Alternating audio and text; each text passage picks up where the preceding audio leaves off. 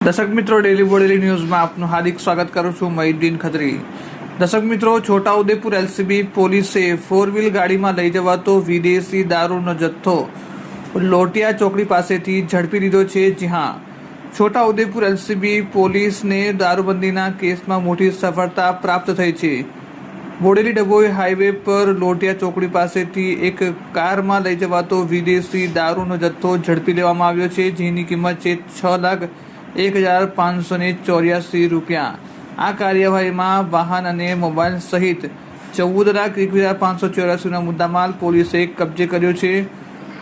જ્યારે police staff Sankheda police વિસ્તારમાં પેટ્રોલિંગમાં હતા તે દરમિયાન એક બાતમી મળી હતી અને બાતમીના આધારે આ કાર્યવાહી છે તે કરવામાં આવી છે. વારડી કલરની સુઝુકી ફોક્સ 4 વ્હીલ જેની રજિસ્ટર નંબર છે GJ34N 4774, જેની અંદર 1,392 નંગ પ્લાસ્ટિક ક્વાર્ટરે અને બિયર ટીન મળી આવ્યા હતા.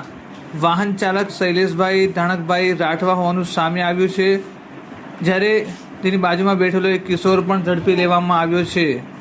દારૂની હેરાફેરીમાં ઉપયોગમાં લેવાયેલી સુઝુકી ફોક્સ ગાડીની કિંમત છે 8 લાખ રૂપિયા, જ્યારે બે મોબાઈલની કિંમત છે 20,000, તે પણ જપ્ત કરવામાં આવ્યા છે. તપાસમાં સામે આવ્યું છે કે આ દારૂ આર્યન મેળા અલીરાજપુર મધ્યપ્રદેશ દ્વારા ભરી આપવામાં આવ્યો હતો અને કૃષ્ણ વસાવા આજવા રોડ દ્વારા મંગાવવામાં આવ્યો હતો.